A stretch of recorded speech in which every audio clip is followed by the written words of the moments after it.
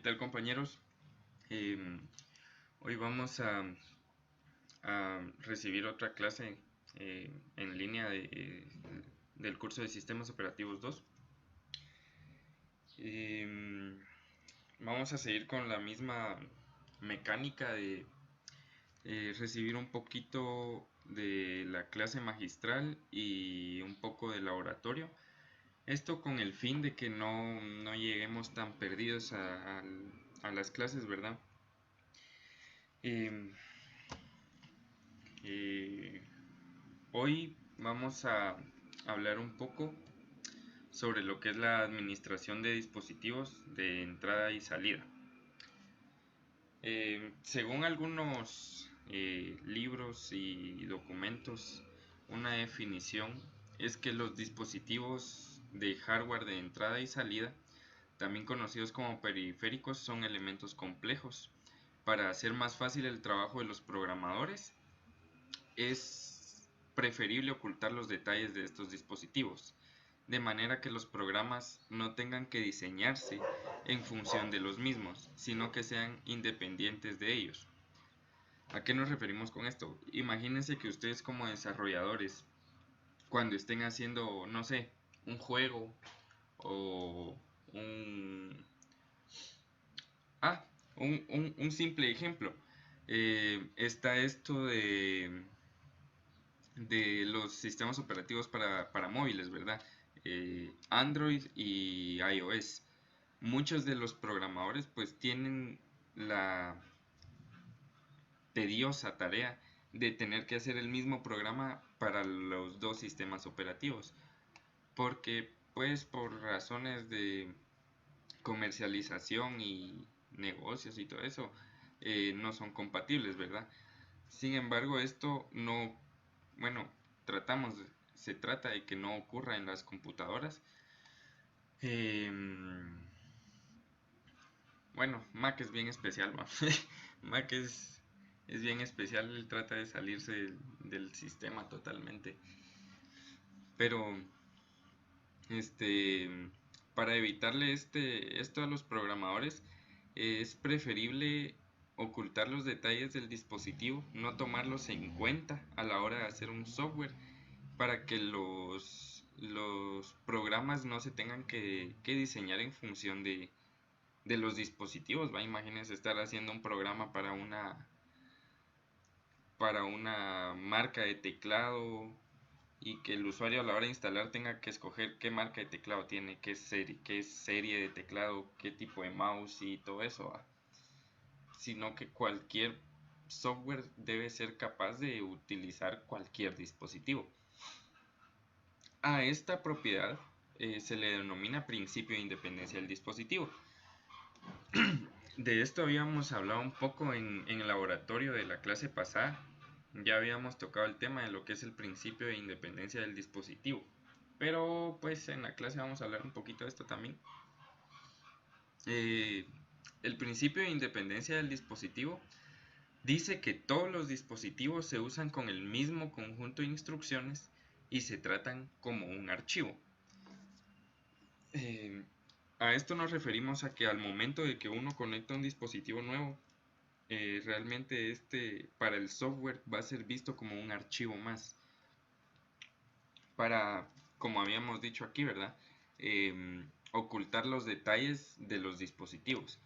Entonces, para no entrar en detalles de qué tipo de dispositivo es y esto y el otro, se crea un conjunto de instrucciones estándar que sirva para cualquier dispositivo. Es el software del sistema operativo el encargado de conseguir dicha independencia a través de las operaciones de entrada y salida que utilizan los programas, que serán independientes del tipo y modelo del dispositivo, ¿verdad? Como estábamos hablando en el laboratorio pasado, a esto nos referimos un poco sobre la configuración de los dispositivos. Eh, Hace tiempo, no sé si recuerdan cómo eran los los discos duros de tipo IDE. Estos discos duros pues traían su puerto de poder, el puerto de datos, y también traía un conjunto de pines, que eran como 6 pines, que les decían jumpers, ¿verdad? Estos, perdón, estos jumpers se utilizaban para configurar el dispositivo. ¿Y qué es lo que se configuraba? Bueno, más que todo se configura lo que es el IRQ, el puerto y la interrupción del dispositivo. La interrupción también habíamos hablado un poco, creo yo, lo que son las interrupciones en el laboratorio pasado. Y es que las interrupciones son números, digamos que son números. Son instrucciones, pero son instrucciones que son representadas con números. Está la interrupción 1, interrupción 2, interrupción 3 y así. Entonces las interrupciones se tenían que asignar al dispositivo para que el sistema operativo supiera que este dispositivo quería entrar en juego, ¿verdad? Que iba a empezar a funcionar. Al momento de uno querer ir a instalar, digamos, un módem en una computadora para poder tener internet, a la hora de comprarlo uno tenía que verificar si la marca del módem que íbamos a comprar era compatible con la marca de la computadora, ¿verdad? Con la motherboard. Luego cuando uno lo iba a instalar, pues no era solo de conectarlo y ya va, sino que tenía que configurar el IRQ, el puerto en el que iba a usar. Uno tenía que entrar a la terminal, buscar los puertos que estaban libres y a partir de eso asignarle un puerto a nuestro nuevo dispositivo, ¿verdad? Y si en dado caso no habían puertos suficientes, pues habría que desinstalar uno que no tuviera tanta prioridad. Y también se tenía que asignar la interrupción del dispositivo. Por ejemplo, bueno, al igual que los puertos, tenía que entrarse a la terminal a buscar qué interrupciones estaban disponibles y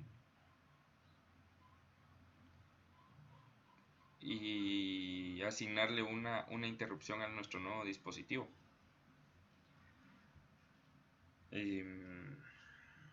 Vamos a ver qué más. Los dispositivos de entrada y salida son manejados por medio del DMA. El acceso directo a memoria, o DMA por sus siglas en inglés, permite a los dispositivos de entrada y salida acceder a la memoria del sistema. Para esto vamos a hacer un pequeño ejemplo.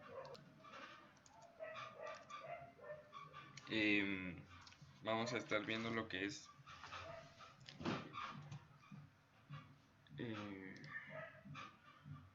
vamos a usar Paint porque pues tocaba. No tengo otro lugar donde no tengo pizarrón. Bueno, digamos que esta es la memoria y que aquí vamos a tener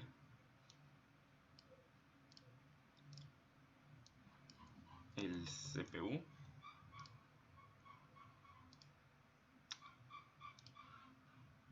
y que aquí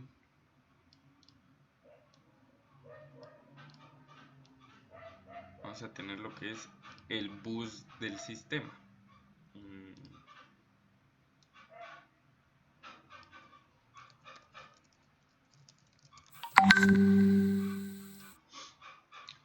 Obviamente al bus del sistema nos referimos a todos los, bueno, no todos pues, pero los buses importantes que tenemos en el sistema, así como el bus de dirección, el bus de datos y el bus de control. A eso nos referimos con el bus del sistema, al bus de dirección, de datos y de control. Bueno, entonces Pues digamos que por un lado aquí le están a entrar los procesos al CPU, el CPU los opera, está mandando continuamente información a la memoria, ¿verdad? Pero ¿qué pasa cuando tenemos dispositivos? Pues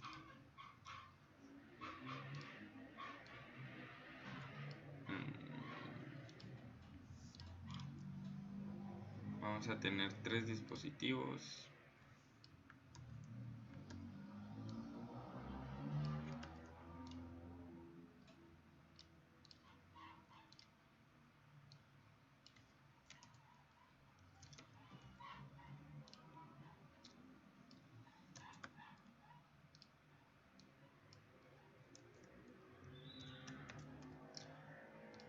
Bueno, pues resulta que los dispositivos también necesitan memoria para funcionar, ¿verdad? Entonces, los tres dispositivos van a estar intentando acceder a la memoria para obtener su espacio en memoria y poder estar funcionando.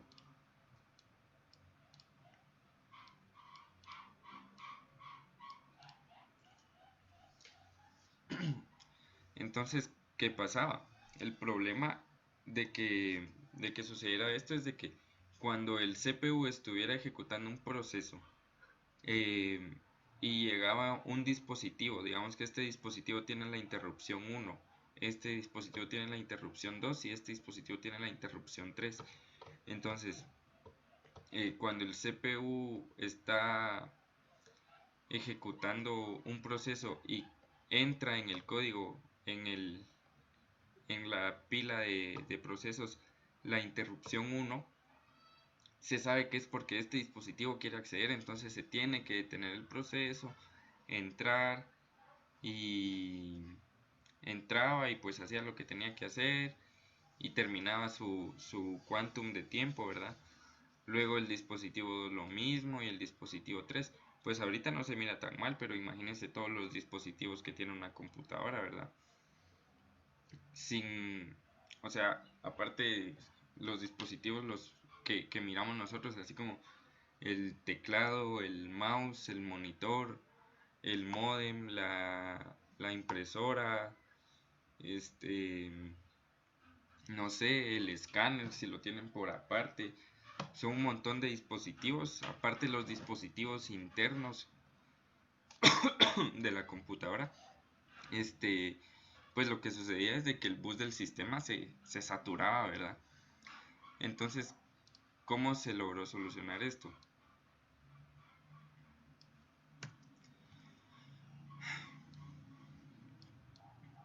Lo que se hizo fue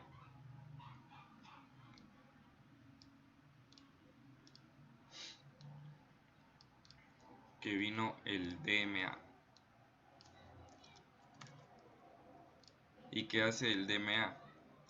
Pues el DMA, en resumen, se encarga de pasar la información de los dispositivos a la memoria y así libera al CPU de esa tarea, ¿verdad?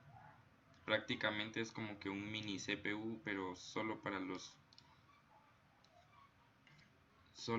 dispositivos. Entonces el DMA se encarga de recibir las interrupciones de los dispositivos, de manejarlo, procesarlo, y cuando ya esté totalmente listo todo eso, solo sube la información a memoria, ¿verdad? Y se la da al dispositivo. Esto hace que el bus del sistema ya no se sature tanto y que el CPU pues se libere de bastante trabajo. Muy bien, continuemos. Entre los dispositivos de entrada son medios por los cuales el usuario proporciona órdenes, comandos, instrucciones y datos de diversa índole a la computadora para que ésta los procese. Entre los dispositivos de entrada más comunes que pues, todos conocemos Es el mouse, el micrófono, el escáner y el teclado, ¿verdad? Que todos ellos eh, reciben alguna estimulación, digamos, física. Por ejemplo, el mouse cuando con la mano lo movemos, el micrófono, las vibraciones de nuestra voz, de cualquier sonido que suene, el escáner, la foto o el documento que le metamos, el teclado, pues cuando apachamos, ¿verdad? Eh, Todo eso lo convierte en información eh, para la computadora. Nuestros dispositivos de salida, que son aquellos dispositivos que proporcionan al usuario el resultado final del procesamiento de la información, o sea, de la información que generamos con los dispositivos de entrada, son los dispositivos de salida los que nos muestran los resultados, digamos. Habíamos dicho que entre nuestros dispositivos de entrada está el mouse, porque nosotros cuando lo movemos pues le mandamos información, ¿verdad? Y un dispositivo de salida es el monitor, que obviamente nos muestra la información moviendo el puntero. La impresora del mismo modo, digamos que estamos tecleando una carta y al momento de imprimirla pues vamos a ver que es el resultado de los datos que metimos. Del mismo modo las bocinas. Y también existen los dispositivos que son tanto de entrada como de salida, que son dispositivos capaces de ejercer ambas funciones, como por ejemplo los discos, ¿verdad? Que pues viéndolo de un modo un poco más abstracto, eh, son dispositivos que reciben información de medios físicos, por ejemplo el disco duro de los de los cabezales moviéndose a través de los discos, ¿verdad? Recibe esa información y también la puede volver dando esa información. Tal vez no sea directamente el usuario el que lo haga, pero funcionan del mismo modo. Y del mismo modo los dispositivos de red.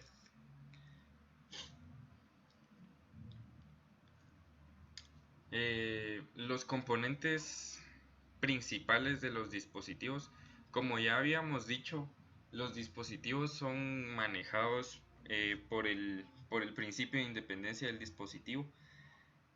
Por lo tanto, todos los dispositivos cuentan con estos tres componentes fundamentales, ¿verdad?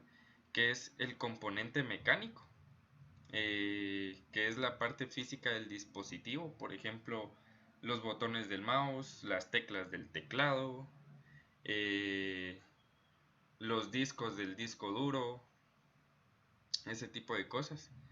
El controlador, que es un circuito que interactúa con los componentes mecánicos. A esto nos referimos con, digamos, el chip que traen los dispositivos. Por ejemplo, ustedes abren su mouse, que hay un pequeño circuito armado ahí, eh, al igual que la impresora, los discos duros. Por ejemplo, aquí les tengo un ejemplo, que sería esto. Eh, Algo feita la imagen, pero aquí se puede ver la parte, digamos, mecánica, que están pues los discos, los cabezales, el brazo y todo eso. Y este, esta placa que está aquí, esta placa verde que tenemos aquí, es el controlador. Este circuito se encarga de interactuar por medio del bus, de este bus de información, con la parte mecánica. Ese es el controlador. Y también tenemos lo que es el driver, que el driver es un software encargado de comunicar a la computadora con el dispositivo. Eh,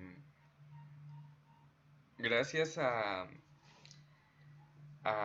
lo que fue el principio de independencia de dispositivos y el plug and play, muchas de las computadoras de ahora los drivers se instalan de forma dinámica.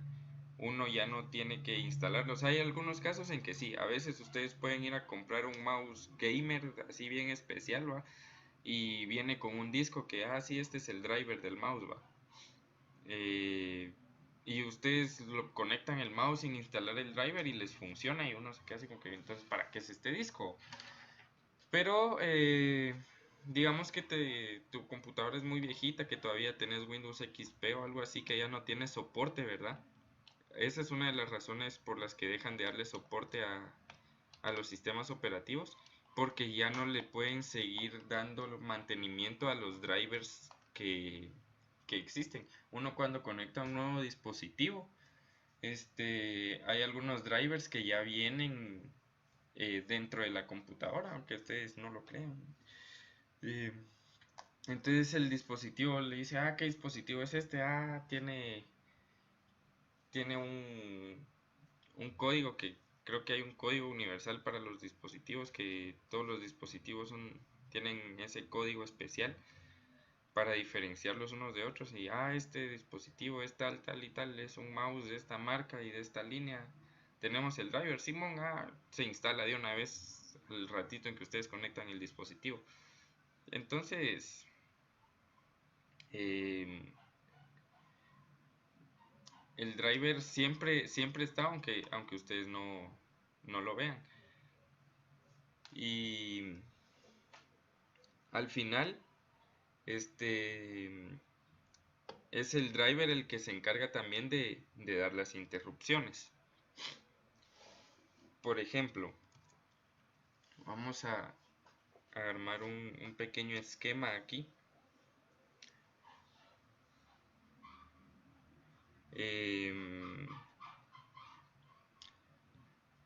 Bueno, digamos que tenemos un proceso.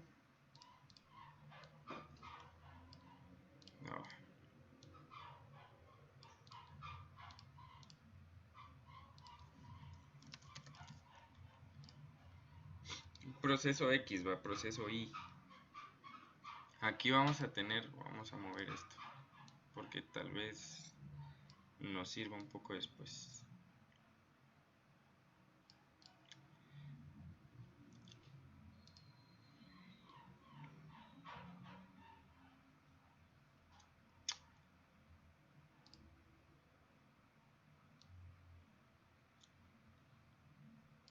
Todo lo que esté arriba de esta línea va a ser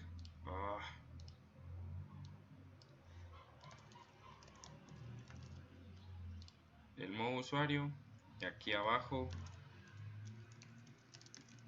el modo kernel o supervisor.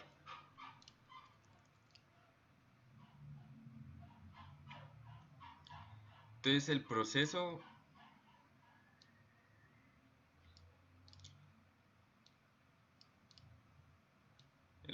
sí es capaz, nosotros no, nosotros interactuamos con el proceso, le decimos al proceso, bueno, nosotros inconscientemente creamos un proceso, el proceso pasa de estar en modo usuario y entra al modo kernel. Cuando entra al modo kernel, pues pasa por varias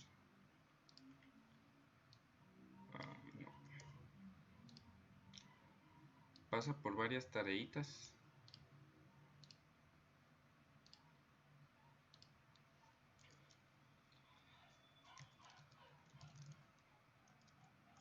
Servicios, archivos, bloques, caché, seguridad.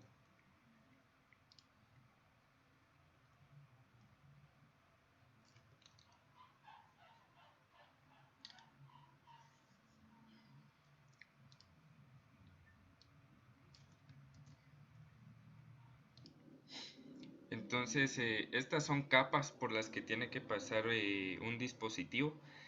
Las vamos a estar definiendo más adelante. Pero el proceso digamos que están guardando un archivo, ahí pasamos por estas capas que son la capa de servicios, la capa de archivos, capa de bloques, la capa de caché y la de seguridad. Y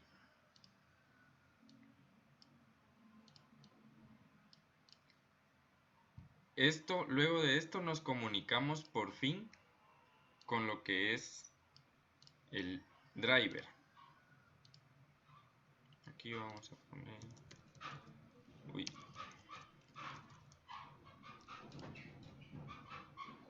Vamos a poner el driver.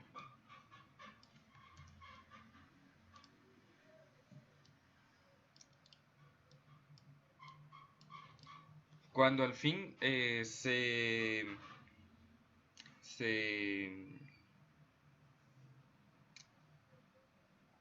cuando al fin se ejecuta el driver, llegamos a una nueva capa diferente, pongámosla de este color.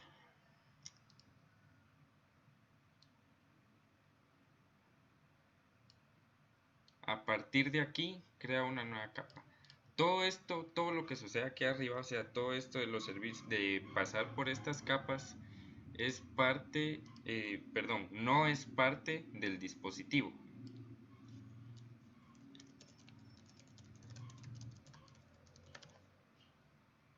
Esto no es parte del dispositivo, esto del dispositivo no tiene nada que ver. Pero a partir de aquí,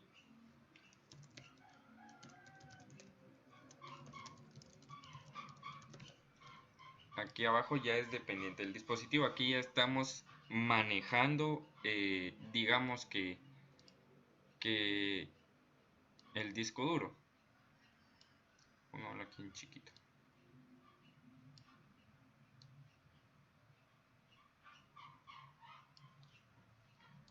Vamos a necesitar más espacio.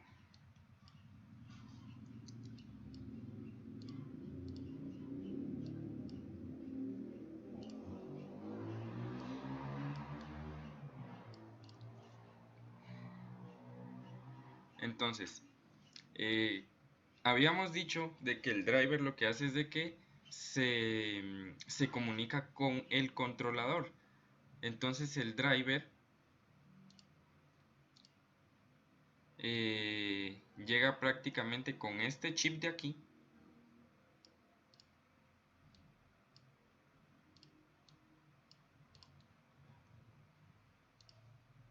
Vamos a poner aquí comunicación con el controlador. Y el controlador pues con este bus que estaba aquí, este bus de aquí lo que hace es comunicarse pues con la parte mecánica, ¿verdad?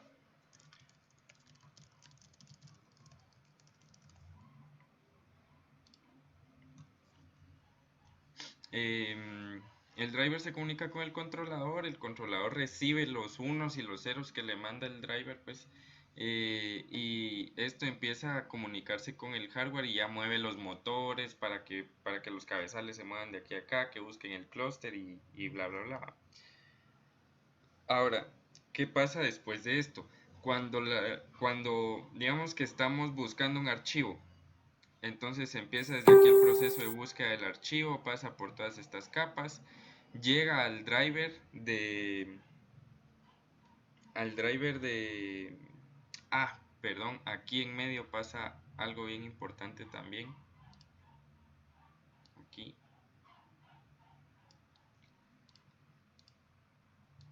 Que aquí se dan las interrupciones. Entonces llega el driver del dispositivo y dice, bueno, mi dispositivo, o sea, el disco duro tiene la interrupción número 650. Entonces manda la interrupción 650 y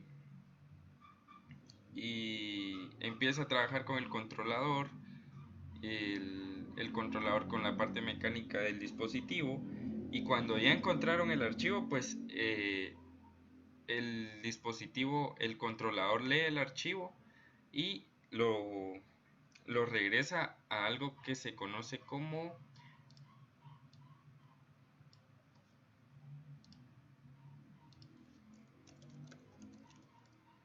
el buffer.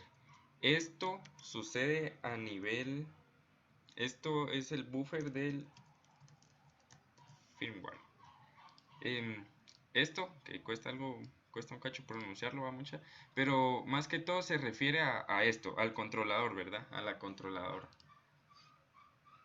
Entonces esto nos devuelve aquí nuestro archivo que estábamos buscando y ya salimos de lo que es dependiente del dispositivo y regresamos a la parte de independencia del dispositivo, donde aquí tenemos un buffer, tenemos otro buffer, pero este buffer es a nivel de kernel.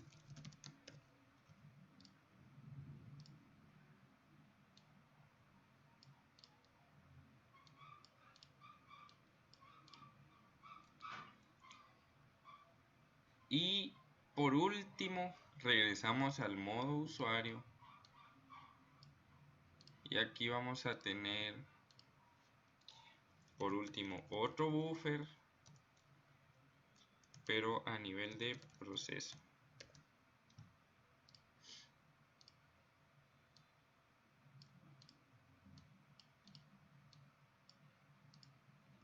Ahora,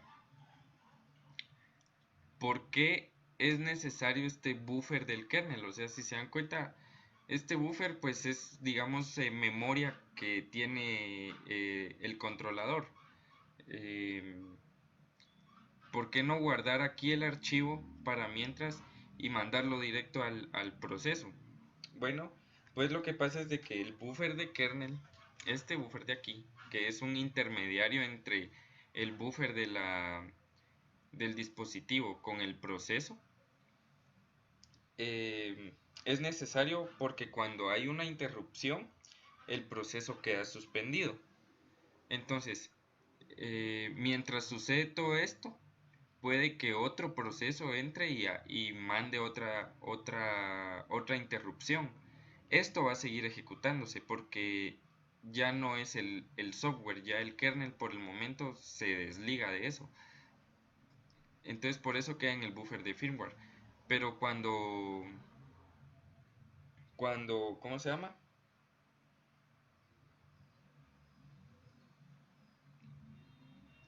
Así, no le puede mandar toda esta información de una vez al proceso porque esta memoria tendría que ser estática, o sea, el proceso cuando pida su espacio de memoria en el disco va a ejecutar todo esto esperando a recibir este archivo y capaz hay otra interrupción, entonces el espacio de la memoria de este proceso se va a tener que seguir ocupando espacio ahí, aunque no esté siendo ejecutado, aunque no esté haciendo nada, ¿verdad? Entonces lo que sucede es de que se crea este buffer de kernel para sostener los archivos mientras este proceso vuelve a tomar el control y su quantum de tiempo se reinicia y vuelve a ejecutarse.